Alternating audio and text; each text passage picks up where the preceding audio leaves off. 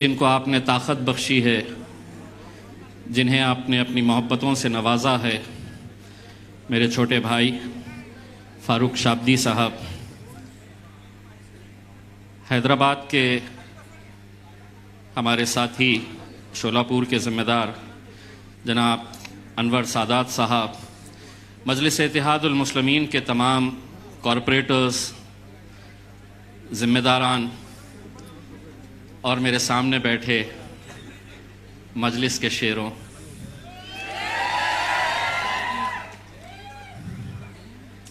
नफ़रतों की सियासत को चिकनाचूर करने हम आए हैं, तोड़ने इन हुक्मरानों का गुरूर हम आए हैं। ऐ खुदा हमारे इस सफ़र को कामयाबी अता कर, मोहब्बत का पैगाम लिए हम शोलापुर आए हैं।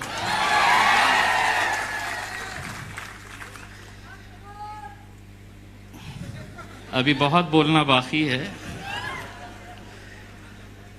ये किस ज्ञानी ने कहा है? सबसे पहले तो मैं यहाँ मौजूद पत्रकारों से पूछना चाहता हूँ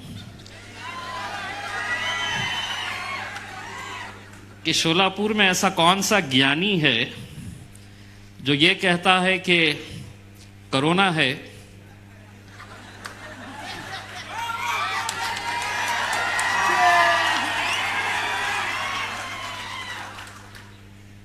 दुनिया बता रही,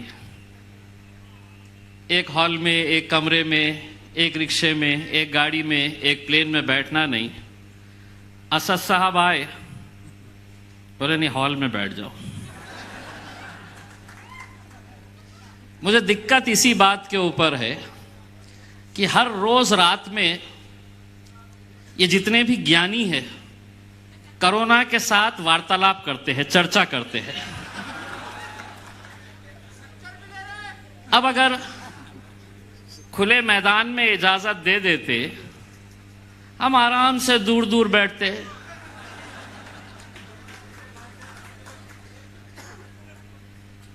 फारूक भाई, इजाजत किसने दिया? मैं उसको फूल पहनाना चाहता हूं।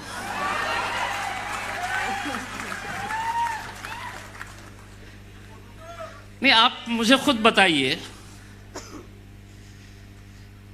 शाम में 6 बजे तक सब खुला रहेगा, 6 बजे के बाद सब घर में चले जाना। मैं बोला क्यों?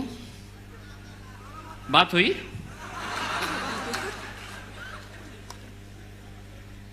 संडे के दिन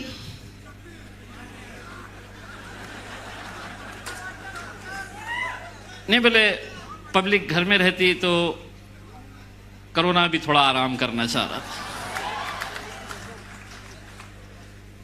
अब मैं इतना बहस कर रहा, इतना लड़ रहा था। ठीक है, हम भी जानते हैं कि कोरोना है, हमको पूरी एहतियात बरतनी चाहिए, लेकिन जब ऐसे फैसले होते हैं तो कहीं ना कहीं हमें भी लगता है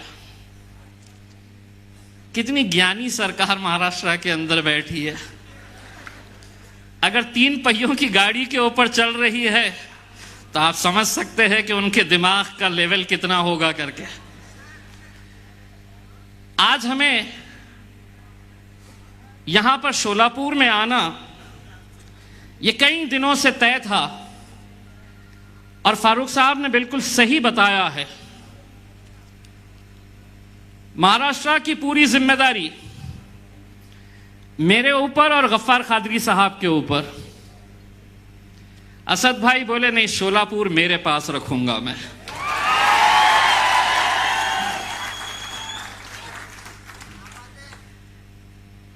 ये आप लोगों की खुशनसीबी है मेरे भाइयों कि आज अल्हम्दुलिल्लाह, मुझे ये नहीं पता है, कुछ शहर और महाराष्ट्र के ऐसे हैं जिनका असद साहब का एक दिल का रिश्ता है, जिसमें एक शहर मेरा है औरंगाबाद, तो दूसरा शहर फारूक शाब्दी का है शोलापुर। चुनाव तो फारूक मेरे पास भी होने वाले हैं, आपके पास भी होने वाले हैं।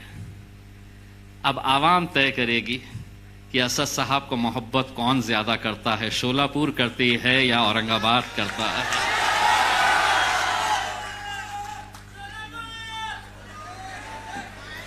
मेरी ख्वाहिश रहेगी आपकी इस बात के ऊपर मैं आमीन कहता हूं, क्योंकि मुझे मालूम है कि शोलापुर की आवाम के अंदर जो एक मोहब्बत, नौजवानों के अंदर जो जोश, यहाँ पर मेरे सामने टोपी पहने हुए एक मौलाना साहब है, फारूक शाब्दी का जब तकरीर चल रही थी, उनका अगर बस चलता तो पत्रकारों के सरों के ऊपर से कूद के यहां आ जाते।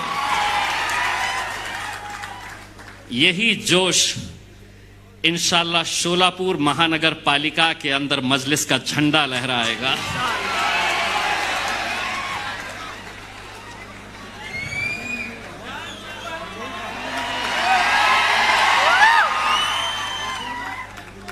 चचा बोले जान की बाजी लगाएंगे।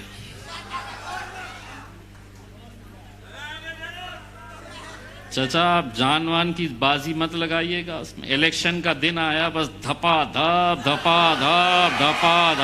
मारिएगा, जहां पतंग नजर आए वहां पर उड़ाइएगा। बहुत तकलीफ होने वाली है। मुझे मालूम है फारूक भाई ने जो कहा है कि शोलापुर का माहौल बदलने वाला है, वो ये सोच रहे होंगे कि एक हॉल के अंदर आए हैं, हॉल भरा है, एक 8 दिन के बाद फिर से मौका दे डालो, मैदान में बुला लो, समझ में आ जाएगा कितने आते हैं करके। ये मोहब्बत मेरे भाइयों जो आप लोग मजलिस इत्तेहादुल मुस्लिमीन के ऊपर लुटाते हैं, बिल्कुल सही बात। फारूक शाब्दी ने आपको जो कहा कि मैं जिंदगी भर आप लोगों का एहसान चुका नहीं सकता हूं, मैं खुद आया था और उस वक्त मैंने नौजवानों के अंदर, मैंने हमारी माँओं और बहनों में, बुजुर्गों के अंदर जो जोश, जो जज्बा देखा था, मुझे आज भी याद है। बहुत तेज बारिश हो रही थी किसी एक इलाके के अंदर, वहां पर सभा हो रही थी बादशाह पेट में। तो इतनी जोरदार बारिश हो रही थी, मैंने सोचा कि इस बारिश के अंदर कौन रहेगा, ये सभा हमारी कैंसल हो जाएगी। लेकिन जब उस इलाके के अंदर मैं गया, उतनी तेज बारिश के बीच में नौजवानों और बुजुर्गों से ज्यादा बारिश में भीगती हुई हमारी माएं और बहनें खड़ी हुई थी। यकीनन हम भी आप लोगों का तहे दिल से शुक्रिया अदा करते हैं। हम भी जिंदगी भर आप लोगों के एहसानमंद रहेंगे।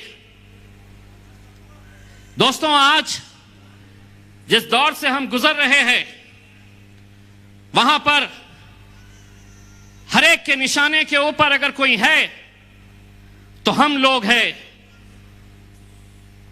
चाहे वो सियासी मैदान के ऊपर हो या कोई अलग अलग मुद्दों के ऊपर हो, हर एक के निशाने के ऊपर हम। आपको पता होगा, मुझे मालूम है कि शोलापुर में भी बहुत जोरों से तैयारियां चल रही थी। 27 नवंबर को हमने एक नारा दिया था, चलो मुंबई। मुझे मालूम था इतनी आसानी से तो हमें आने नहीं देंगे, इतनी आसानी से हमको इजाजत नहीं देंगे, ये हम अच्छी तरह से जानते हैं। हम मुंबई जा रहे तो क्यों जा रहे थे? क्या हम सिर्फ वहां पर एक ताकत दिखाने के लिए जा रहे थे, या हम कुछ मुद्दों को लेकर आपके बीच में आ रहे थे? हमें मालूम था कि फूलों से हमारा इस्तकबाल तो किया नहीं जाने वाला, इजाजत तो हमें दी नहीं जाने वाली। यह हम अच्छी तरह से जानते थे। किन मंत्रियों के, किन राजनीतिक पार्टी के दबाव के अंदर मुंबई की पुलिस कुछ दिनों के बाद हमें एक पत्र देती है और कहती है कि 27 नवंबर को हम मुंबई में आपके चलो मुंबई के नारे को इजाजत नहीं देते। क्यों? कोरोना है बोले। सारा कोरोना ये हमारे पीछे क्यों लगा हुआ रहता है? आप ये देखिए, पिछले हफ्ते शिवसेना जिसकी सरकार, जिसका मुख्यमंत्री है, औरंगाबाद में एक भव्य मोर्चा निकालते हैं। 2 मंत्री आते हैं, उसमें एक मेंबर ऑफ पार्लियामेंट मुंबई से आता है। एक मोर्चा निकालते हैं, पुलिस की परमिशन नहीं रहती है उसको, उसके बावजूद निकालते हैं। क्यों निकालते हैं ये एक अलग बात है। बताऊं क्यों निकालते हैं? बोले महंगाई बहुत हो गई है, वो कम करने के लिए हम मोर्चा निकाल रहे हैं। जो सत्ता में बैठे हैं, जिसका मुख्यमंत्री है, जिसकी हुकूमत महाराष्ट्र के अंदर है, वो कहते हैं कि हम महंगाई हो गई है तो उसके विरोध में हम मोर्चा निकाल रहे हैं। पुलिस की इजाजत नहीं रहती है तो मोर्चा निकालते हैं, सिर्फ इस बुनियाद के ऊपर कि तुम्हारी सत्ता है तो हमें इजाजत की जरूरत नहीं। 2 दिन बाद नागपुर के अंदर भारतीय जनता पार्टी बिना किसी इजाजत के नागपुर में मोर्चा निकालती है, आंदोलन करती है, कोई पुलिस की परमिशन नहीं रहती है। राष्ट्रवादी कांग्रेस के अजीत पवार साहब 3-3 सभाएं लेते हैं, बड़ी बड़ी सभाएं लेते हैं, तब कोरोना कहां रहता है? क्यों नहीं रहता है वहां पर? लेकिन हम अगर हमारे हक के लिए हम मुंबई आना चाह रहे हैं, आपको हम पत्र देते हैं कि हमको इजाजत दो, तो आप कहते हैं कि नहीं, कोरोना है इसलिए आपको इजाजत नहीं दी जा सकती है। 27 नवंबर का हमारा चलो मुंबई का नारा जो हमने दिया था, पुलिस डिपार्टमेंट की इज्जत को रखते हुए हम उसे आगे बढ़ाए। लेकिन हमने कहा कि अब चलो मुंबई नहीं, अब नारा यह है, मुंबई तो हम आएंगे, किसी सूरत में भी आएंगे। अभी आज पूरे महाराष्ट्र की आवाम को बैरिस्टर असदुद्दीन अवैसी साहब की इजाजत से मैं ये ऐलान करता हूं कि अब मुंबई का नारा चलो मुंबई, अब 11 दिसंबर को इंशाअल्लाह हम सब मिलकर चलेंगे। हम गाड़ियों में जाएंगे, गाड़ी पे कोई हरा झंडा नहीं, कोई नीला पीला झंडा नहीं, कोई भगवा झंडा नहीं। यौम आजादी के 75 साल हम मना रहे हैं। यौम आजादी का अमृत महोत्सव मनाया जा रहा है। महाराष्ट्र के जिस कोने से गाड़ी निकलेगी, हर गाड़ी के ऊपर हमारा तिरंगा रहेगा। उस तिरंगे को लहराते हुए हम मुंबई जाएंगे। पुलिस को हमने फिर से पत्र दिया है, दे दो, कोरोना से हम बात कर लेंगे कि 11 को थोड़ा आराम करो। और ये भी सुन लो, 2 तो आएंगे, ना 2 भी आएंगे। उन्होंने ये कहा अपने पत्र में कि अमरावती में, नांदेड़ में, मालेगांव के अंदर जो घटनाएं हुई है उसे देखते हुए हम आपको इजाजत नहीं दे सकते हैं। मजलिस इत्तेहादुल मुस्लिमीन महाराष्ट्र की पुलिस को यह बताना चाहती है, हम किसी भी तरह के तशद्दुद को, हिंसा को हम समर्थन नहीं करते हैं। लेकिन इस मुल्क के अंदर डॉक्टर बाबा साहब अंबेडकर के संविधान ने इख्तियार दिया है मुझे, जो इख्तियार उद्धव ठाकरे साहब को दिया गया है, अजीत पवार साहब को दिया गया है, वही इख्तियार इम्तियाज जलील को भी दिया गया है, असदुद्दीन अवैसी साहब को भी दिया गया है। कानून दो अलग अलग कैसे हो सकते हैं कि तुम्हारे लिए अलग कानून, मेरे लिए अलग कानून? यह कतई हम बर्दाश्त नहीं करेंगे। हम आ रहे हैं मुंबई, तो क्यों आ रहे हैं? 5% रिजर्वेशन 2014 में बॉम्बे हाई कोर्ट ने जब अलग अलग रिजर्वेशनों की बातें अदालत के सामने गई, मामला अदालत ने पूरा संजीदगी के साथ बारीकी से देखा, समझा, तब उसके बाद यह फैसला किया कि 5% रिजर्वेशन मुसलमानों को एजुकेशन के अंदर मिलना चाहिए। उस वक्त 2014 से 2019 के बीच हुकूमत में बैठे थे भारतीय जनता पार्टी और शिवसेना, ऑपोजिशन के अंदर थी कांग्रेस और राष्ट्रवादी कांग्रेस, समाजवादी पार्टी।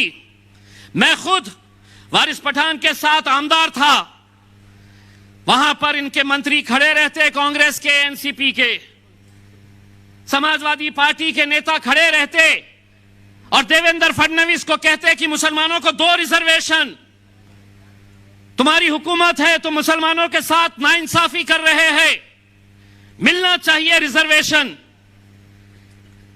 लोकसभा के अंदर राष्ट्रवादी कांग्रेस की member of parliament Supriya Sule हो या दूसरे मेंबर ऑफ पार्लियामेंट कांग्रेस के हो या एनसीपी के, अगर खड़े रहते हैं रिजर्वेशन के बारे में बात करने के लिए, तो महज मराठाओं के रिजर्वेशन के बारे में बात करते हैं।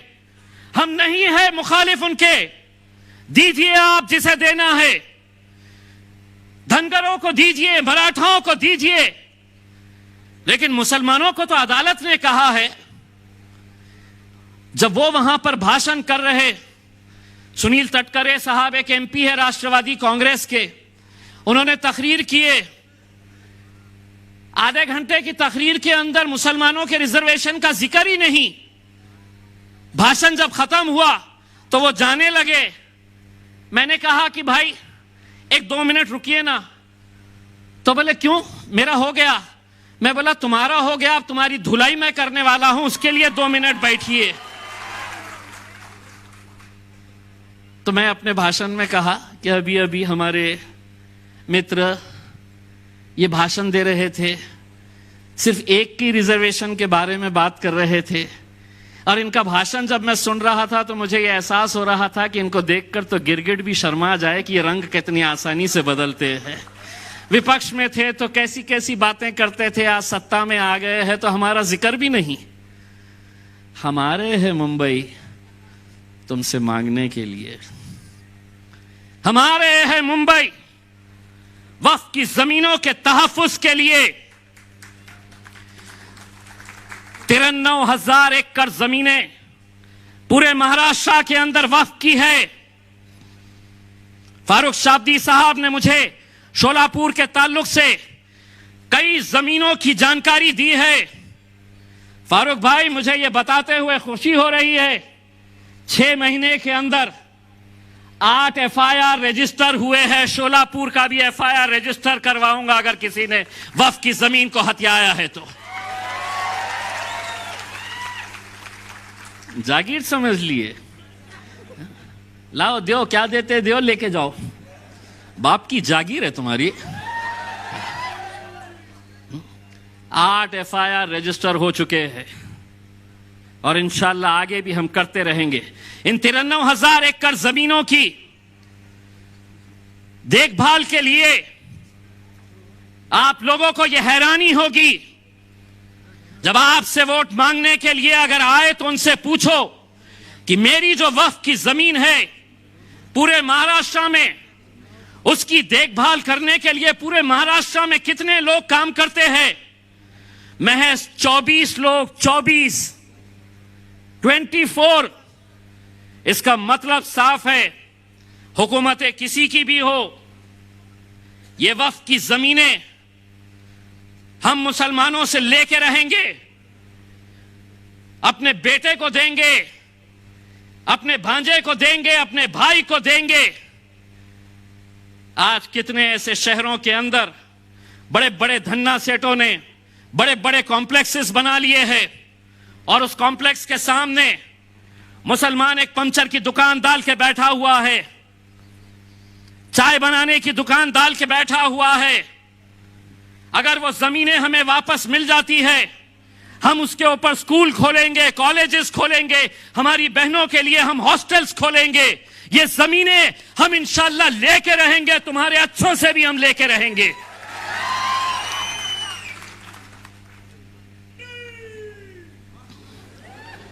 आपसे ये कहा जाएगा कि क्यों जा रहे हो? दोस्तों, मैं एक बात कहना चाहता हूं। मैंने ये कहा था कि मेरे सामने बैठे शेरों, तो एक साहब सही समझ लिए शेर है करके आवाजें शेरों के जैसी निकाल रहे हैं। तो मैंने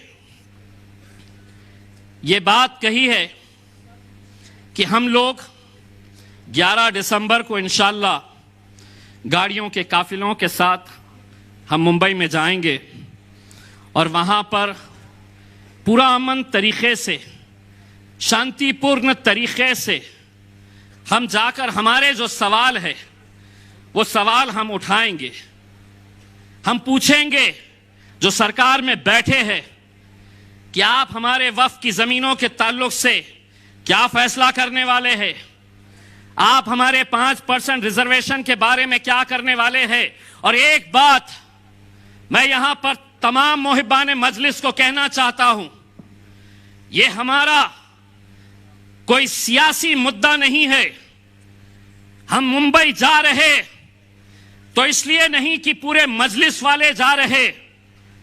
हम आपसे यह अपील करेंगे कि मुसलमान चाहे कांग्रेस का हो, चाहे राष्ट्रवादी कांग्रेस का हो, चाहे सेना के अंदर हो या समाजवादी पार्टी के अंदर हो, आप लोग जाओ और उसको भी दावत दो और उसको ये कहो कि इलेक्शन के वक्त तुझे जिसका मफलर डालना है गले में डाल, जिसका झंडा पकड़ना है पकड़, लेकिन हम मुंबई अगर जाएंगे तो मजलिसी या कांग्रेसी या राष्ट्रवादी बोलकर नहीं जाएंगे। हम वहां पर इकट्ठा होंगे तो मुसलमान बोलकर इकट्ठा होंगे और मुसलमान बोलकर जाएंगे।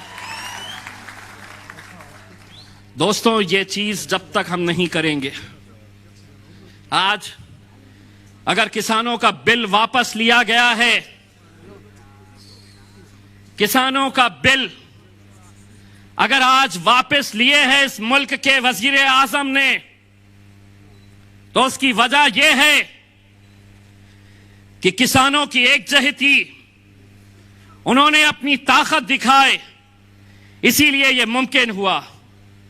एक धक्का तो हमको भी लगाना है मेरे भाइयों, एक धक्का हमको भी लगाना है।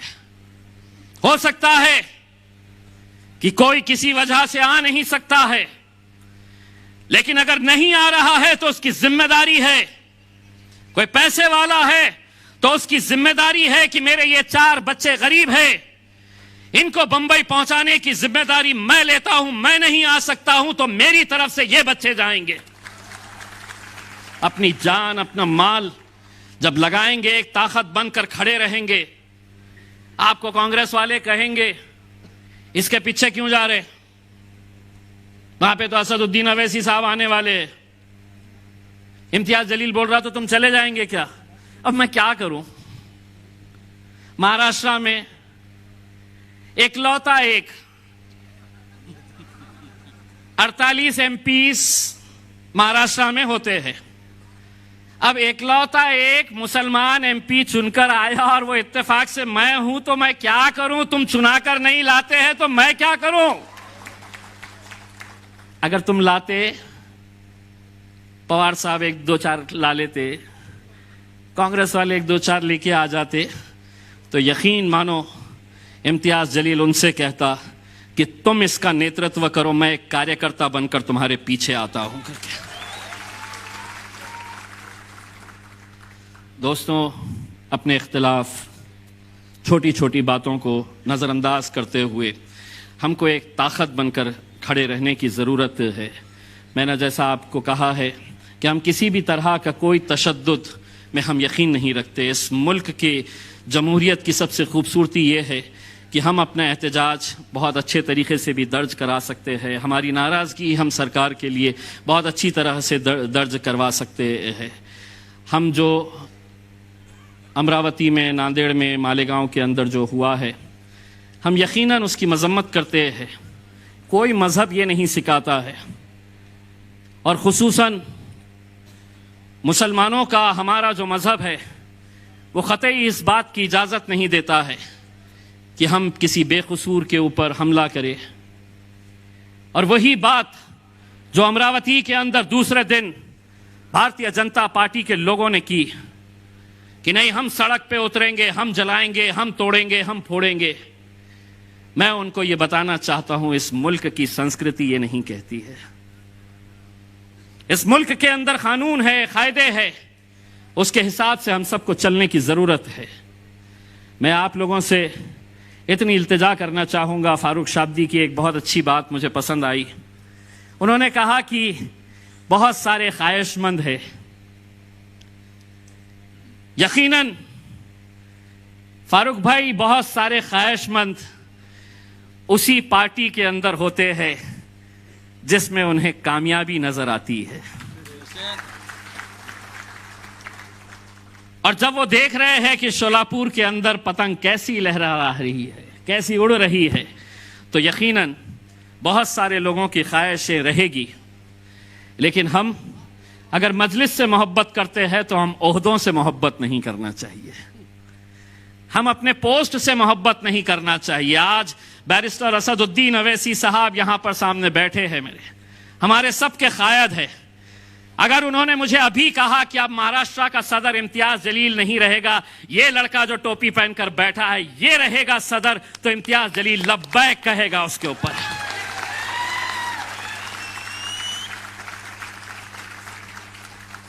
लेकिन हमारे पास, मैं लाया मजलिस को,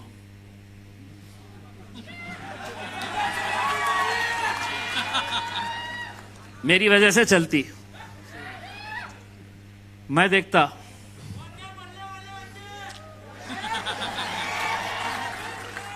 मैं यही बोलने वाला था।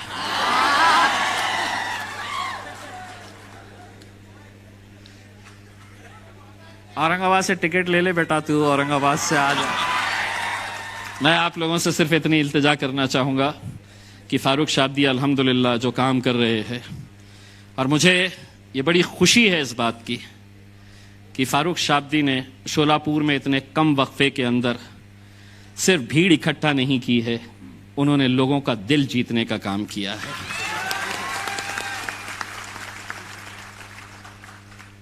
जाते जाते सिर्फ इतना कहूंगा, सुना है कांग्रेस वालों ने शोलापुर में भी जश्न मनाया कि किसानों का बिल वापस ले लिया है। 28 दिन से सुना है कांग्रेस भवन के सामने बहुत सारे किसान आंदोलन के ऊपर बैठे हैं। वहां की बड़ी फिक्र, तुम्हारे भवन के सामने बैठे हैं। 28 दिन हो गए, 28 दिन से बैठे हैं, तो वहां का नहीं। फारूक भाई, उन किसानों से कहना कि तुम्हारी आवाज अगर कोई नहीं उठा रहा है तो इंशाअल्लाह पार्लियामेंट के अंदर असदुद्दीन अवैसी साहब और इम्तियाज जलील साहब उठाएंगे।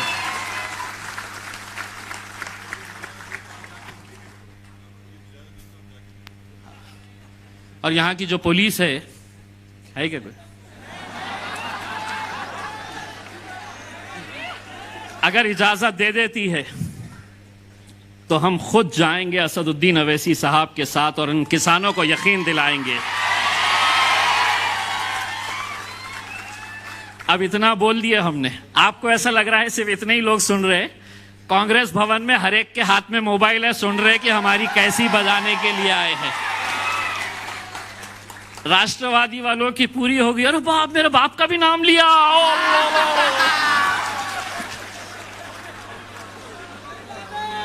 और ये दोनों ने अभी किससे शादी की है मालूम? बोलो बोलो, कितना अच्छा रिश्ता हुआ। नहीं कभी सोचे थे?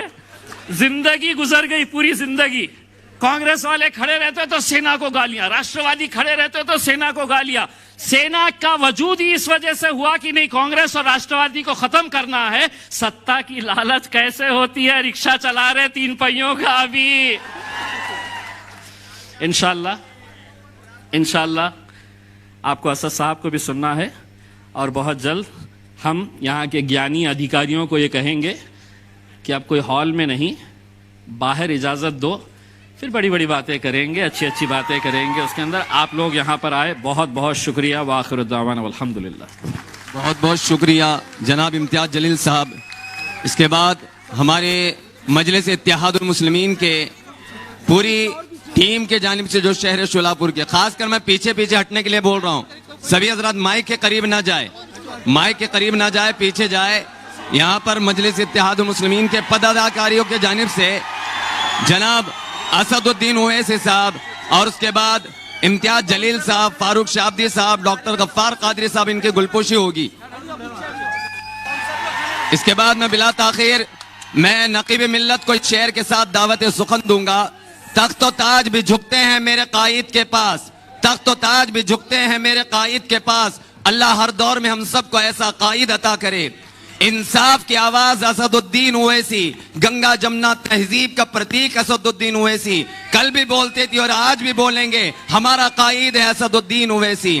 तो टेपू के आसार औरंगजेब का किरदार, टेपू के आसार औरंगजेब का किरदार देखा है मेरे कायद में। तूफानों से लड़ना, दरियाओं से उलझना देखा है मेरे कायद में। जनाब अलहाज बैरिस्टर असदुद्दीन ओवैसी साहब।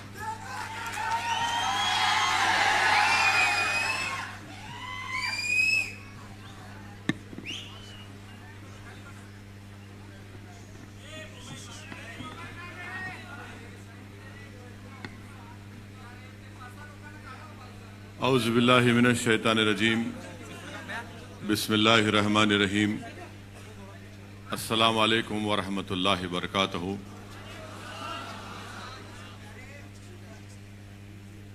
मेरी इज़्ज़तदार माँ और बहनों, मुअज़्ज़िज़ हाज़रीन कराम, बुज़ुर्गान मिल्लत, मेरे गयूर नौजवान साथियों, महाराष्ट्र के सदर और वर्किंग प्रेसिडेंट जनाब इम्तियाज़ जलील साहब और डॉक्टर गफ्फार कादरी साहब, ज़िले शोलापुर के मजलिस इत्तेहादुल मुस्लिमीन के सदर मोहतरम जनाब फारूक शाब्दी साहब, शोलापुर के तमाम मजलिस इत्तेहादुल मुस्लिमीन के अरकान, ज़िम्मेदारान, मैं आप तमाम का शुक्रिया अदा करता हूँ कि आपने अपना कीमती वक्त निकाल कर आज के इस इजलास में शिरकत की। और जैसा कि जनाब फारूक साहब ने बताया कि ज़िले इंतज़ामिया की तरफ से मजलिस इत्तेहादुल मुस्लिमीन को इजाज़त दी गई, सिर्फ इस हॉल में हमको अपनी मीटिंग करने का परमिशन, इजाज़त दी गई। मैं आपसे वादा कर रहा हूं कि इंशाअल्लाह ताला आइंदा जब जलसा होगा मजलिस इत्तेहादुल मुस्लिमीन का, तो जैसा हम हमेशा खुले मैदान में या स्टेडियम में करते उसी तरह एक जलसा होगा इंशाअल्लाह ताला। अब इंतज़ामिया और पुलिस की तरफ से जो परमिशन दिया गया, मैं पहले से वक्त दे चुका था फारूक साहब को कि मैं शोलापुर आ जाऊंगा, तो अल्हम्दुलिल्लाह अल्लाह सुब्हाना व तआला ने मौका दिया कि मैं यहाँ पर आ सका। आपने अभी सुना कि इम्तियाज़ जलील साहब ने डॉक्टर गफ्फार कादरी साहब ने और जनाब फारूक साहब ने तमाम अहम बातों का जिक्र आपके सामने किया और अभी इम्तियाज जलील साहब ने आपको बताया कि 11 दिसंबर के दिन इंशाअल्लाह ताला मजलिस इत्तेहादुल मुस्लिमीन की जानिब से महाराष्ट्र के मुसलमानों को रिजर्वेशन के लिए और महाराष्ट्र में वक्फ जायदादों की हिफाजत के लिए मजलिस इत्तेहादुल मुस्लिमीन ने यह प्रोग्राम बनाया कि हम चलो मुंबई का एक ऐलान किए जो 27 नवंबर को होना था, मगर हुकूमत की तरफ से हमको इजाज़तनामा नहीं दिया गया और हमारी दरख्वास्त को ये कहकर मुस्तरद कर दिया गया कि कोविड है, फलां है। मगर हमने ये तय किया कि इंशाअल्लाह ताला अब 11 दिसंबर को ये चलो मुंबई का प्रोग्राम होगा, जिसका मकसद एक ही है कि महाराष्ट्र में जो मुसलमानों में जो 50 बिरादरियां हैं उनको रिजर्वेशन मिले और महाराष्ट्र में जो वक्फ की जायदादें हैं उसका तहफ़्फ़ुज़ हो सके, उसका सही इस्तेमाल हो सके। ये दो अहम पॉइंट्स पर ये एहतजाजी प्रोग्राम और ये चलो मुंबई का ऐलान किया गया। मेरे अजीज दोस्तों और बुजुर्गों, मैं आपको बताना जरूरी समझता हूं कि जब असेंबली के इंतखाबात हो रहे थे तो उस वक्त भी मुझे यहाँ आने का मौका मिला और जनाब फारूक साहब की इंतखाबी मुहिम में मैं यहाँ पर आया था।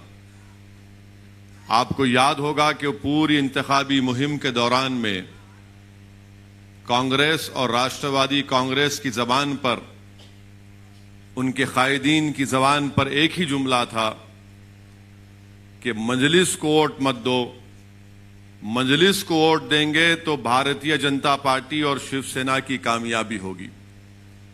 ये आपने सुना था या नहीं सुना था?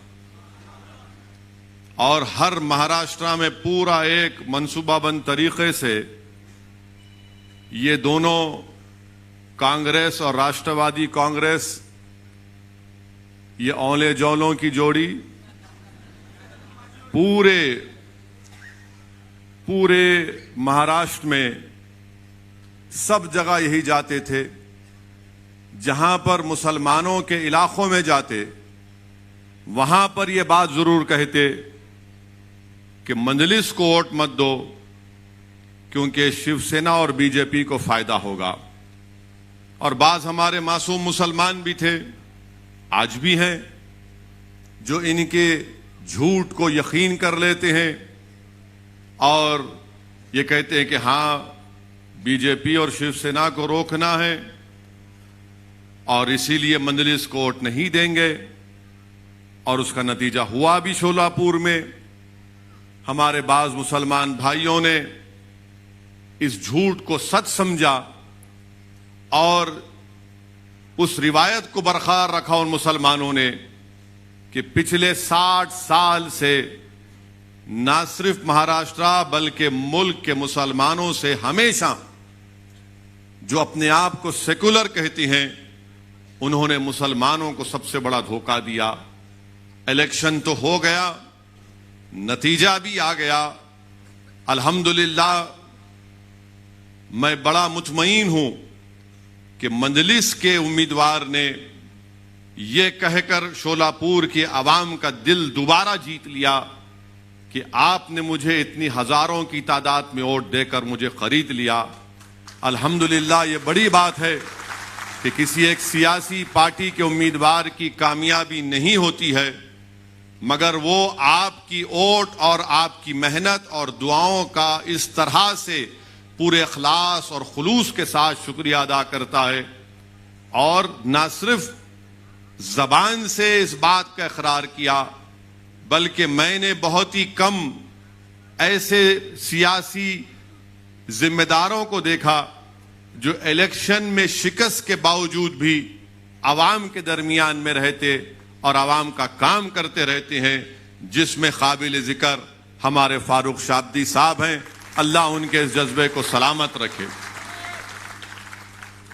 मैं आपसे अर्ज कर रहा था कि कांग्रेस और राष्ट्रवादी ने बार बार सिर्फ यही कहा था, असदुद्दीन ओवैसी बी टीम है और बीजेपी शिवसेना को वोट मत दो वरना मोदी आ जाएगा। यानी हमको बी टीम बना दिए, इल्जाम तो लगाए, मगर जब इलेक्शन का नतीजा निकला तो अचानक ये तमाम के तमाम एक जगह जमा होकर बोले, अरे हम और तुम तो एक है ना, हम और तुम तो एक है। एक का नाम राहुल है, एक का नाम पवार है, एक का नाम ठाकरे, अपन एक है, एक हो जाएंगे। एक हो गए। और मैं तुमसे पुकार पुकार कर कह रहा था कि देखो तुम्हारा और मेरा रिश्ता वो रिश्ता है जिसको रब्बे कायनात ने कलमे की बुनियाद पर जोड़ा, एक हो जाओ, एक हो जाओ, एक हो जाओ। मगर तुमने मेरे पैगाम को नहीं समझा, अगियारों ने एक होकर तुम्हारे मुंह पर एक तमाचा मारा। वो एक हो गए। क्यों एक हुए? इख्तिदार हासिल करना था, ताकत हासिल करना था। और वो मुसलमान जो कांग्रेस और राष्ट्रवादी के झूठ का शिकार हो गया, मैं उनसे पूछ रहा हूं, बताओ तुम्हारे पास मेरे इस सवाल का क्या जवाब है? बताओ तुम्हारे पास क्या जवाब है? क्या तुम जवाब दे पाओगे? क्या तुम अपने जमीर को जवाब दे पाओगे? क्या तुम अपने आप से मुतमईन हो कि जिसका तुमने साथ दिया वो शिवसेना को महाराष्ट्र के इख्तिदार की कुर्सी पर लाकर बिठा दिया? क्या शिवसेना सेकुलर पार्टी नहीं है? शिवसेना भारतीय जनता पार्टी की तरह एक कम्युनल पार्टी है, थी और रहेगी हमेशा। शिवसेना कोई सेकुलर पार्टी नहीं है। और ये सेकुलरिज्म के गुलाम जिनके दुम छल्ले बनकर फिरते हैं राष्ट्रवादी कांग्रेस के और कांग्रेस के, तुम सर्टिफिकेट दोगे कि कौन सेकुलर कौन कम्युनल है? इसीलिए हमेशा मैं कहता हूं कि इन्हीं की सर्टिफिकेट की हमको जरूरत नहीं है। ना मंदलिस को जरूरत है, ना मुसलमानों को जरूरत है, ना दलितों को जरूरत है, ना हर उस सेकुलर जहन रखने वाले शख्स को जरूरत है। कौन है ये लोग कि इनके साथ आ जाएगा तो सेकुलर और इनके साथ नहीं आएगा तो कम्युनल? अरे तुम क्या दुकान चला रहे हो कोई नोटरी की कोर्ट के सामने कि तुम स्टैंप मार के दोगे तो सेकुलर हो जाएगा? शिवसेना के सेकुलर है? बताओ शरद पवार साहब, बताओ राहुल गांधी, क्या शिवसेना सेकुलर है? और तुम सारी दुनिया के सामने जाके कहते हो कि मंदलिस को वोट मत दो। क्या तुम भूल गए 92 में क्या हुआ था मुंबई की सड़कों पर? क्या तुम भूल गए श्री कृष्णा कमीशन की रिपोर्ट को? क्या तुम भूल गए उन तमाम नफरत भरी तकारीर को? बयान करना शुरू करूं मैं, एक एक चीज, एक एक जुमला याद है, मगर ये लोग अपने इख्तिदार को बचाने के लिए, अपनी दौलत को बचाने के लिए, अपने खानदान को बचाने के लिए, अपने परिवार को बचाने के लिए। अच्छा, तर्फ तमाशा तो ये है, राष्ट्रवादी कांग्रेस वाले अजीत पवार 48 घंटे के दूल्हे भी बन गए थे।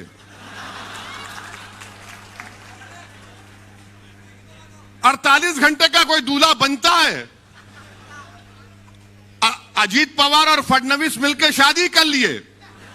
अब इसमें दुल्हन कौन थी नहीं मालूम, पवार साहब बताएंगे।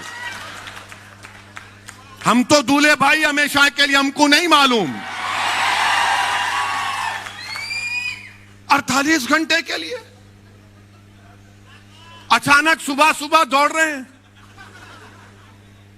तू मुख्यमंत्री मैं डिप्टी, और फिर पूरे फाइल गायब, पूरी फाइल गायब। और फिर बाद में सेकुलर हो आते हैं, नहीं नहीं नहीं वो गंदा है फडणवीस, बीजेपी है। और फिर उद्धव ठाकरे को बोलते नहीं नहीं ये दूध का धुलावा है, शिवसेना अच्छी है। अब जाके कोई पूछेगा इनसे, जवाब दो, ये क्या ड्रामा किया तुमने? अगर कोई मुसलमान राष्ट्रवादी कांग्रेस का निकलकर किसी और पार्टी में आ जाता, मिसाल के तौर पर मंदलिस में आ जाता है, तो उसको बोलेंगे ये गद्दार है, निकाल के फेंकेंगे उसको, पुलिस पीछे लगा देंगे। नहीं, ये कैसा आ रहा है, मंदलिस में कैसे दाखिल हो रहा है। मगर आपका घर वाला जाकर बीजेपी को सपोर्ट करता है तो कुछ नहीं होता। ये क्यों बता रहा हूं कि आपको समझना है, महाराष्ट्र के मुसलमानों को समझाने के लिए, महाराष्ट्र के सेकुलर जहन रखने वाले लोगों को समझाने के लिए। हर बात पे कहते हैं मजबूरी है, कहे की मजबूरी बताओ मेरे को, कहे की मजबूरी है। यानी हम सब भूल जाएं और तुम जो फैसला करोगे हम गुलामों की तरह, कैदियों की तरह तुम्हारे में हाँ मिलाते रहे। शिवसेना को तुमने सेकुलर बना दिया और मंदलिस को तुमने कम्युनल कह दिया। क्या इनका मामला है? और ये तीनों की, ये 3-1 की सरकार, 3-3 मिल के सरकार चला रहे हैं और फिर बोल रहे नहीं सेकुलरिज्म को बचाना है। कौन सा सेकुलरिज्म बचाएंगे? क्या यह बात सच नहीं है कि महाराष्ट्र की विधानसभा में उद्धव ठाकरे ने असेंबली में खड़े होकर नहीं कहा था, इम्तियाज साहब अभी हालिया दिनों में कहा था ना, मंदिर के बारे में, मस्जिद के बारे में, मुख्यमंत्री है, बताओ कांग्रेसियों राष्ट्रवादियों तुमको शर्म नहीं आती कि तुम्हारा ताईद का एक चीफ मिनिस्टर खड़े होकर कहता है कि हमने बाबरी मस्जिद को शहीद किया था। शर्म आनी चाहिए लोगों को। याद करो मुसलमानों, जब मैं तुमसे कह रहा था, याद करो मैं जब तुमसे पुकार कर कह रहा था, तुमसे भीख मांग रहा था और आज भी मांग रहा हूं कि अब तुम इन पर भरोसा मत करो, अपने आप पर करो, अल्लाह पर करो और अपने वोट का सही इस्तेमाल करो। और आपका मामला यह है कि हमारी तकरीर सुन लिए, थाली मार लिए, आंख में 2 खतरे आंसू के आ गए, आपने मुझ पर खैरात बरसा दी और घर को जाकर नहीं अब सुबह में देखेंगे। नहीं, बदलना है। इनको पहचानो, आप इनको पहचानो, अपने इख्तिदार के लिए, अपनी सत्ता के लिए, अपने खानदान को बचाने के लिए, अपने परिवार को बचाने के लिए, अपनी जेबों को भरने के लिए, अपने करप्शन के स्कैंडल्स को छुपाने के लिए इन्होंने सेकुलरिज्म को खत्म नहीं बल्कि दफना दिया। महाराष्ट्र में दफना दिया सेकुलरिज्म को कांग्रेस ने और राष्ट्रवादी कांग्रेस ने। अब क्या बोलेंगे? नहीं, मोदी को रोकना है। मेरे दोस्त, कब से फर्क पैदा हो गया बीजेपी शिवसेना में? कब से फर्क पैदा हो गया? मगर ये लोग आकर हमारे जहनों को कैप्चर करके बैठे। मुसलमानों को बोलेंगे नहीं क्या करें? अरे क्या करना है? तुम इख्तिदार से दूर रहो, कराओ इलेक्शन दोबारा, इतना दौलत तुम्हारे पास है ना। मगर नहीं, हमारे जज्बात का मजाक उड़ाया गया, सेकुलरिज्म को दफना दिया गया और सेकुलरिज्म की खबर पर ये कांग्रेस, राष्ट्रवादी उद्धव ठाकरे अपने इख्तिदार का महल बनाकर यहां पर महाराष्ट्र में हुकूमत कर रहे हैं। मेरे अजीज दोस्तों और बुजुर्गों, बताओ क्या राष्ट्रवादी कांग्रेस और कांग्रेस पार्टी भूल गई? भूल गए वो कि मुसलमानों को रिजर्वेशन? अब बात ही नहीं करते, कोई बात ही नहीं करता। बात करते हैं तो वंकाड़े की, उन्हें मुसलमान है नहीं है। अरे ये मुसलमान को रिजर्वेशन होना उसका क्या? और क्यों होना मुसलमान को रिजर्वेशन?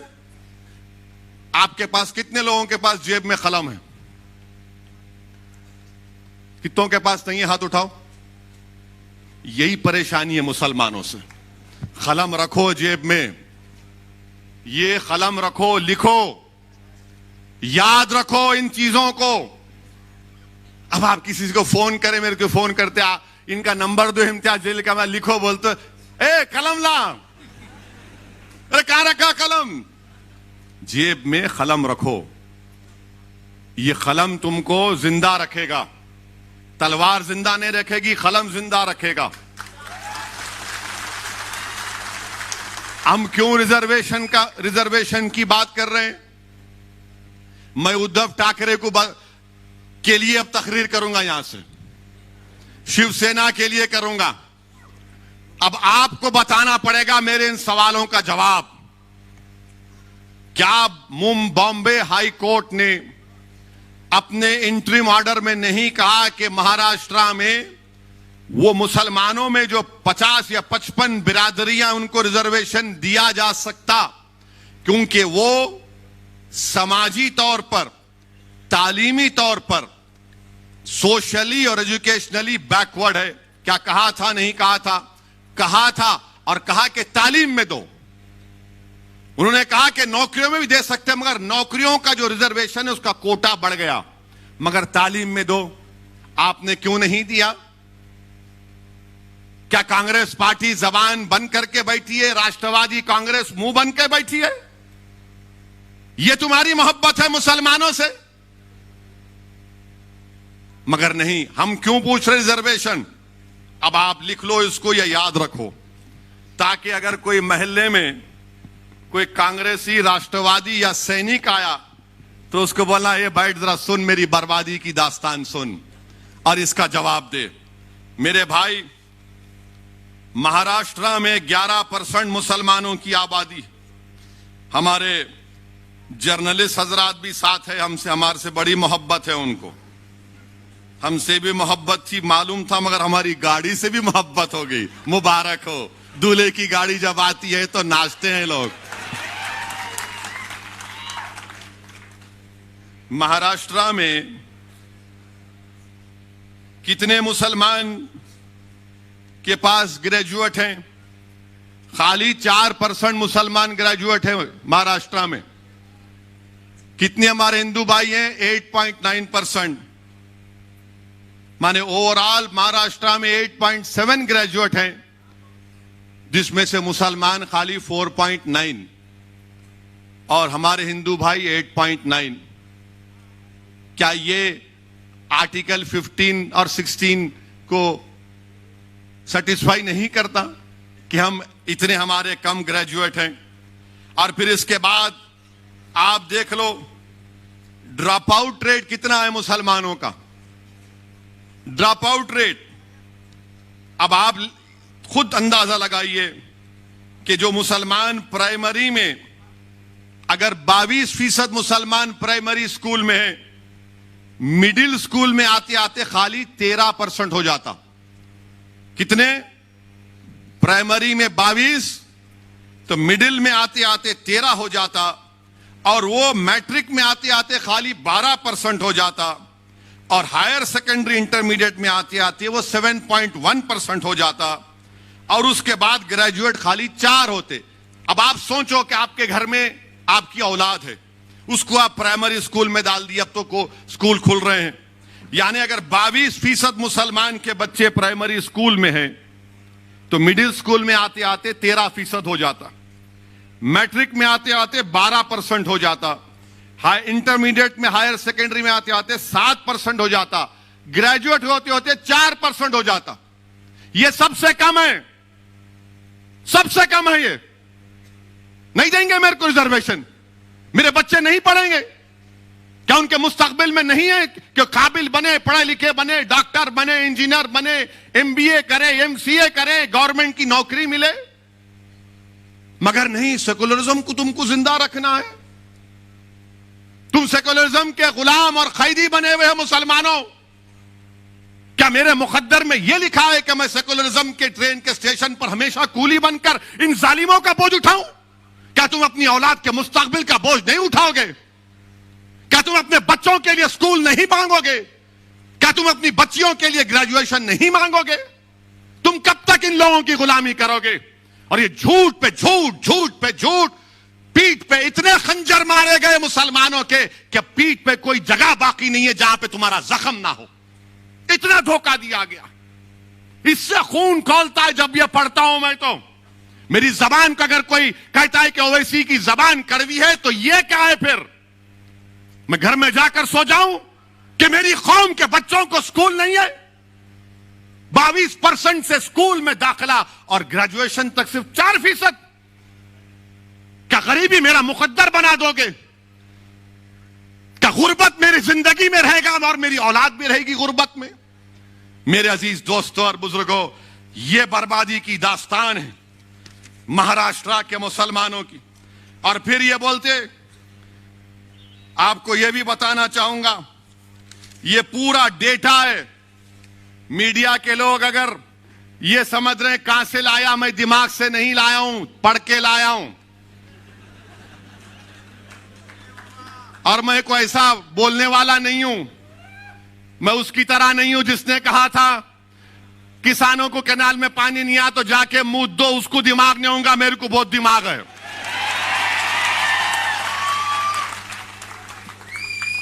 अब आप सुनो, पूरे महाराष्ट्र में कितनी जमीनें, एग्रीकल्चर लैंड कितनी है मुसलमानों के पास रूरल एरिया में। और वो मुसलमानों को मैं याद दिला रहा हूं जो उस वक्त असेंबली के इलेक्शन में जो बैंड बाजा की पार्टी बने हुए थे कांग्रेस राष्ट्रवादी के लिए, सेकुलरिज्म सेकुलरिज्म वोट दो वैसी आ जाएगा। अब बोलो, देखो कितनी जमीन तुम्हारे पास है, जिरात की जमीन, एग्रीकल्चर जमीन देही इलाकों में। मराठाओं के पास, जिनके पास कोई जमीन नहीं है जिरात की, मराठाओं के 8.66% हैं जिनके पास एग्रीकल्चर की कोई जमीन नहीं है। कितने मुसलमानों के पास एग्रीकल्चर की जमीन नहीं है? अच्छा, यहां कोई गांव से आया, कोई गांव में जमीन है तुम्हारी, हाय तो हाथ उठाओ, डरो मत, नहीं डरो। कितने, 1 2 जो गांव में जमीन है जिरात की जमीन, कितने खाली 4 हाथ उठे, वहां 5 6। अब आप, ये सही है ना? फिर 83% महाराष्ट्र के मुसलमानों के पास रूरल एरिया में, देही इलाकों में कोई ज़राअत की जमीन नहीं है, कोई ज़राअत की जमीन नहीं है। और हमारे मराठा भाइयों के पास 8.66% उनके पास जमीन नहीं है। अच्छा, 2.5 एकड़ जमीन हमारे मराठा भाइयों के पास कितना है? 62.74%। और मुसलमानों के पास 10%। मुबारक हो, सेकुलरिज्म जिंदा है अभी, मुबारक हो तुमको। 62% जिसके पास 2.5 एकड़ जमीन है उसको रिजर्वेशन देंगे। जिसके पास 10% लोगों के पास 2.5 एकड़ जमीन है उसको नहीं देंगे आप, क्योंकि वो गरीब है, तुम तो दौलतमंद हो, तुम्हारे घरों में तो अरब का तेल निकल रहा है ना। घर में चिराग जलाने के लिए तेल नहीं है और ये जालिम हमको रिजर्वेशन नहीं देंगे। और फिर जिसके पास 5 एकड़ जमीन है, हमारे मराठा भाइयों, 19% मराठा भाइयों के पास 5 एकड़ एग्रीकल्चर रूरल एरिया में लैंड है। मुसलमानों के पास कितनी, 5 एकड़ जमीन कितने लोगों के पास है महाराष्ट्र में? खाली 4.60%। 10 एकड़ 6% मराठाओं के पास है, मुसलमानों के पास कितने? 1.20। और फिर 10 एकड़ के ऊपर कितने मराठाओं के पास जमीन है? 2.70। मुसलमानों के पास 1% भी 10 एकड़ के ऊपर जमीन नहीं है। मुबारक हो आपको मुसलमानों, खास तौर से मुबारक उन लोगों को जो सेकुलरिज्म के झूठे वादे पर ये राष्ट्रवादी कांग्रेस को वोट देते, बल्कि गुलामी करना उनका मुकद्दर समझते। ये तुम्हारी बर्बादी की दास्तान बयान कर रहा हूं। और फिर इसके बाद आप जाइए, आपकी आमदनी कितनी है मालूम आपको? ये कमेटी बता रही है, कमेटी कह रही है कि सालाना 25,200 जो मुसलमानों की आमदनी है वो सिर्फ 20% है। सालाना 25,200 रुपये, यानी जो 1,200 रुपये महीने कमाता वो महाराष्ट्र में 25% मुसलमान है। और जो 20% है, जो 25,000 से 2,000 और 50,000 के दरमियान में जो कमाता मुसलमान सालाना 12 महीने में, जो 25,200 से 50,400 कमाता वो 41% है मुसलमान। और जो 50,000 से 72,000 जिसकी सालाना आमदनी है वो खाली 20% है मुसलमान। और जो 72,000 से 3,60,000 जो 12 महीने में कमाता वो सिर्फ 17% है। और जो 3,60,000 के ऊपर कमाता वो ओनली 0.36% है। क्या आप खुश हैं इससे? मुझे पूछ बजवा दो, बताइए। क्या आपको शौक नहीं है कि आपकी आमदनी बढ़े ताकि आप अपने बच्चों की शादी कर सके, अपने बच्चों को पढ़ा सके? ये हमारा ड्रॉप आउट रेट क्यों गिरता? 22% पे प्राइमरी है, ग्रेजुएशन में आते आते 4 क्यों होते?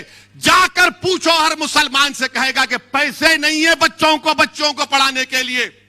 अगर मेरे पास दौलत होती तो पढ़ा देता, बेटी होती तो बोलता नहीं 10th पढ़ ली, अब शादी कराना है 12वीं के बाद। तुम अपने बच्चों को नहीं पढ़ा सक रहे महाराष्ट्र के मुसलमानों, ये तुम्हारी आमदनी है। आप बताओ, आप क्या खामोश बैठेंगे? आप फिर अंदाजा लगाइए। और फिर अब ये हमारे मराठा भाइयों की आमदनी क्या है ये भी देख लो आप। ये भी नंबर लाया हूं, पूरी तैयारी करके आता हूं हमेशा। ये तो आपको बता दिया मैं। अब देखो हमारे मराठा भाइयों की आमदनी जो सालाना 24,000 कमाते वो 22% है। आप 25,000 जो कमाते हो 20% है। और फिर जो हमारे मराठा भाई 24,000 से 50,000 कमाते वो भी 22% है। 50,000 से 1 लाख जो कमाते सालाना 19% है। जो 1 लाख से 4 लाख कमाते वो 8% है। और जो 4 लाख के ऊपर कमाते वो 0.46% है। चलो देख लो दोनों, देख लो दोनों कौन नीचे है, इसका भी कोई जिक्र नहीं करेंगे। अच्छा, फिर एक और आपकी बर्बादी की दास्तान। मुसलमानों को अगर बैंक से लोन लेना है, बैंक से लोन मिलना है तो हमको नहीं मिलता, चप्पल घस जाती है हमारी। मिलिया ही नहीं तेरे को, मुबारक। अब किसको वोट देता तू? फिर सेकुलरिज्म के नाम पे जाता उधर, जाएंगे आप फिर उधर। कितनों को वोट? आप देखो, आप 40% मराठा भाइयों को बैंक से लोन मिलता, मुसलमानों को बैंक कोऑपरेटिव मिला के खाली 5%। वहां 40%, यहां 5%। कोऑपरेटिव सोसाइटियों में 40% मराठा भाइयों को लोन मिलता, मदद मिलती। हमारे पास क्रेडिट सोसाइटी में 2.6। मुबारक हो वो गुलामों को, मुबारकबाद दे रहा हूं जो राष्ट्रवादी कांग्रेस और कांग्रेस का भजन मंडली का काम करते हैं। प्राइवेट मनी लेंडर्स, यानी ये जो प्राइवेट मनी देते, खून चूसते, वो 14% मराठा भाइयों को लोन देते और मुसलमानों को 4%।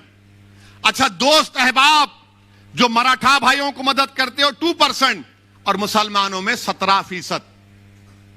ये डेटा है। आप अब अभी बताओ आप क्या करेंगे? अब आप, इसीलिए मजलिस इत्तेहादुल मुस्लिमीन ने तय किया कि रिजर्वेशन मुसलमान के लिए जरूरी है महाराष्ट्र के। अच्छा, गुर्बत कितनी है, पॉवर्टी पूरे महाराष्ट्र में, रूरल एरिया में 28% मुसलमानों में, देही इलाकों में, शहरी इलाके अर्बन इलाके में 15.6, हमारे हिंदू भाइयों में पॉवर्टी रूरल देही इलाकों में 23.8 और अर्बन इलाकों में 6.9। यहां पर भी हम पीछे हैं ना। नहीं दोगे रिजर्वेशन, किसको देगो फिर? ये हमारा, ये रिकॉर्ड आपके सामने इसलिए रख रहा हूं। अब आप सुन लो और एक बर्बादी की दास्तान। मुसलमान जो कच्चे घरों में रहता है वो 67% है महाराष्ट्र में। 67% मुसलमान कच्चे घरों में रहता है। तुम्हारे घर नहीं है और तुम सेकुलरिज्म की बात करते हो। मुझे उस बात का गुस्सा आता है। मुझे इन गैरों से, इन दुश्मनों से शिकवा नहीं है, मुझे अपने भाइयों से शिकवा है। मुझे वोट मत दो, मगर ये जुल्म को तो खत्म करो, ये नाइंसाफी को तो खत्म करो। मेरा हक तो मुझे दो, मुझे इज्जत की जिंदगी दो और मौत में भी इज्जत दो। मेरे नौजवानों का मुस्तकबिल दो, मेरे बच्चों को स्कूल दो, मुझे एक मुकाम दो। मैं आसमान से तारे तोड़ने के लाने की बात नहीं कर रहा हूं। यह सब क्या है फिर? मैं कब तक इन घरों में रहूंगा? और आपके पास पक्का घर कितने मुसलमानों के पास? 31%। 31%। और उस घर का भी देख लो मामला क्या है। जो घर बोल रहे थे मुसलमानों के पास 31% घर है। अब आपसे एक सवाल करूंगा और हमारे मीडिया वाले इसका जवाब सुन लेंगे। क्या मुसलमानों के एक घर में 3 लोग नहीं, 3-4 लोग नहीं सोते? कम से कम 3 लोग तो सोते हैं कमरे में, इस्तेमाल करते। जोर से बोलो, इनको मालूम होना ना, नहीं तो इन्हों हमारे पीछे रहते। अब आप ये बताओ, आपको जानकर तकलीफ होगी कि हमारे मराठा भाइयों के पास 3 रूम के कमरे 20% लोगों के पास है। 2 रूम का घर 48% लोगों के पास है। 4 रूम का घर 8% लोगों के पास है। 5 से ज्यादा कमरे का घर 3% लोगों के पास है। मेरे पास क्या है? मेरे पास सेकुलरिज्म है, मेरे पास धोखा है। मेरे दादा को धोखा दिए, उनके बाप को दिए, मेरे बाबा को धोखा दिया, अब तुमको धोखा दे रहे हो। नौजवानों, कल मुस्तकबिल तुम्हारा होगा, तुमको अपना हक हासिल करना पड़ेगा। तुम्हारे वालिद ने तकालीफ उठाई, तुम्हारे दादा ने तकालीफ उठाई। हमने जिन्ना के पैगाम को ठुकराया, हमने भारत को अपना वतन माना और मानते रहेंगे। हमने संविधान को माना मगर जमहूरियत को माना। ये कौन सी जमहूरियत है कि आप मुझे गरीब रख रहे हैं? मेरे अजीज दोस्तों और बुजुर्गों, ये आपके सामने इसलिए कह रहा हूं।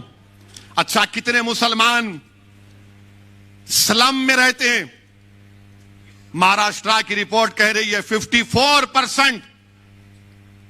54% लोग स्लम इलाकों में रहते। और आपको मालूम, हमारे मराठा भाइयों के पास 76% मराठा भाइयों के पास टॉयलेट है, मुसलमानों पे के पास खाली 35%। ये डेटा है। मेरे को मालूम है कि कल के बाद हमारे मीडिया वाले, बल्कि आज शाम से शुरू कर देंगे कि शोलापुर में ओवैसी ने भड़काऊ भाषण दिया। अरे थू है तुम्हारी बातों पर, कोई परवाह नहीं है। तुम जो लिखते लिखो, जो दिखाते दिखाओ, मेरी जबान को तुम रोक नहीं पाओगे। ये जुल्म है मेरे मुसलमानों से, ये जुल्म है मुझसे। तुम रिजर्वेशन नहीं देना चाहते, मगर जुल्म क्यों कर रहे मुझ पर? क्यों जुल्म कर रहे मुझ पर? और आपको मालूम, मेरे अजीज दोस्तों और बुजुर्गों, आपके सामने हर चीज को खोल खोल कर बयान कर दिया हूं। अब आप देखो, क्या एक मुसलमान आईएएस ऑफिसर है महाराष्ट्र में? वो एक है, उन्हें बोल रहा मैं नहीं हूं, मैं हिंदू हूं बोल रहा हूं। उन्हें अल्लाह को मालूम उन्हें क्या है। I don't know. इधर भी है उधर भी है, उन्हें बिन पेंदे का लोटा है, उन्हें भी ऐसा है। और ये जो राष्ट्रवादी और कांग्रेस के बोलते अरे अरे नहीं मियां, उन्होंने आके बोल के चले जाते, उनका क्या है? अरे मैं आके बोल के नहीं जाता हूं, मैं ये तमाम हकीकत बयान कर रहा हूं। और अगर तुमको समझ में नहीं आया तो बुला लो, बैठ के बात करेंगे। अच्छा, एक मुसलमान आईएएस ऑफिसर नहीं है महाराष्ट्र में। आईपीएस ऑफिसर हमारे मराठा भाइयों के 28% आईपीएस ऑफिसर है मराठा भाई। कितने हैं? आपके कितने हैं? 1.9%। बजाओ थाली। अब 28% है। उनको रिजर्वेशन देने की बात ये तमाम, ये तीनों कर रहे हैं। ये अमर अकबर एंथनी की जोड़ी। हमको नहीं देंगे। गारत का गवाह भरता ही नहीं है उनका। 28% आईपीएस ऑफिसर। अच्छा, मंत्रालय में कितने हमारे मराठा भाई काम कर रहे हैं? 16.17%। यानी मराठा भाइयों की आबादी इम्तियाज साहब 33% है। यानी 33% आबादी हमारे मराठा भाइयों की है। आधे से ज्यादा आईएएस ऑफिसर हैं। 28%, 33% पॉपुलेशन, 28% आईपीएस ऑफिसर। आईएफएस कितने हैं मालूम आपको? 18% है हमारे मराठा भाइयों के। आपके कितने हैं? नो, जीरो है आप। मेरे अजीज दोस्तों और बुजुर्गों, ये नाइंसाफी की तमाम बातें मैंने आपके सामने रख दिया। अब आप अच्छा पीने का पानी भी ले लो। वैसे माशाल्लाह ये राष्ट्रवादी और ये कांग्रेस, शोलापुर में कितने 5 दिन में एक बार पानी, रोज पानी आता आपको? आता फारूक? 5 दिन में एक मर्तबा आता? हाँ,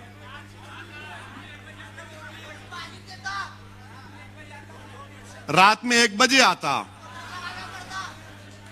और आता क्या?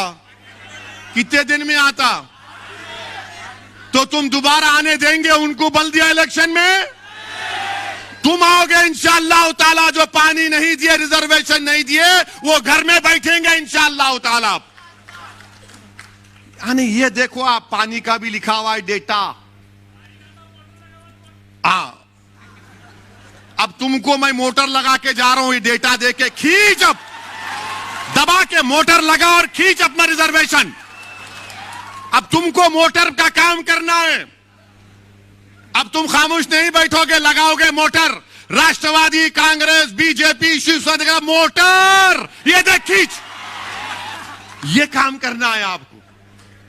आपको मालूम कितना पानी मिलता? मराठा भाइयों के घर में 35% पानी का कनेक्शन आपके पास, मुसलमानों के पास, यानी पब्लिक टैप, पब्लिक सब मिला के कितना है बोलू? पब्लिक वाटर टैप 46%, अपने पास खाली हैंड पंप।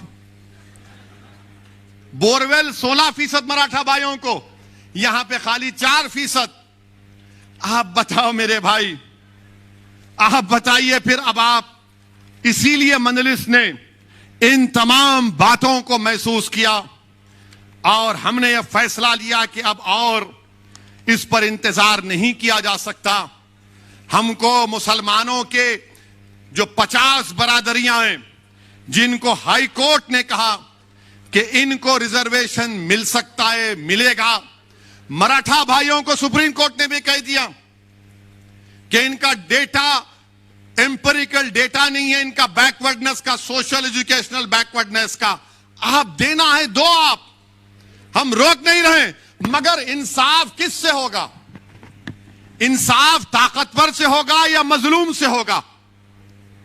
इंसाफ किससे होगा बताओ? इंसाफ ताकतवर से होगा, मजलूम से होगा? इंसाफ ताकतवर से होगा या कमजोर से होगा? इंसाफ तो कमजोर से होना चाहिए ना, इंसाफ तो मजलूम से होना चाहिए। ताकतवर को और ताकतवर करना ये इक्वालिटी नहीं है। कमजोर को ताकतवर के मुकाम पर लाना ये इक्वालिटी है, जिसका भारत की संविधान में बाबा साहिब अंबेडकर ने आर्टिकल फंडामेंटल राइट उसको बना दिया, राइट टू इक्वालिटी को। हम तो वही पूछ रहे हैं मेरे अजीज दोस्तों और बुजुर्गों। यही चंद गुजारिशात मुझे आप तक करना था। 11 दिसंबर को चलो मुंबई का प्रोग्राम है, उसमें जरूर शिरकत करिए। अगर आप नहीं आ सकते तो उसके लिए दुआ करिए। और मैं ये महाराष्ट्र की सरकार से कह रहा हूं, ये अमरावती में जो तबाही और बर्बादी हुई, ठीक नहीं हुआ। क्या कर रहे थे हुकूमत आपकी? कैसा किसी दुकानों को जलाया गया? किसने किया ये? चाहे किसी मजहब के मानने वाले की दुकान हो। क्या सरकार चला रहे हैं तुम लोग? लॉ एंड ऑर्डर मेंटेन करना नहीं आता? तुमको नहीं मालूम था कि गड़बड़ होगी? किसने जुलूस निकाला वहां अमरावती में?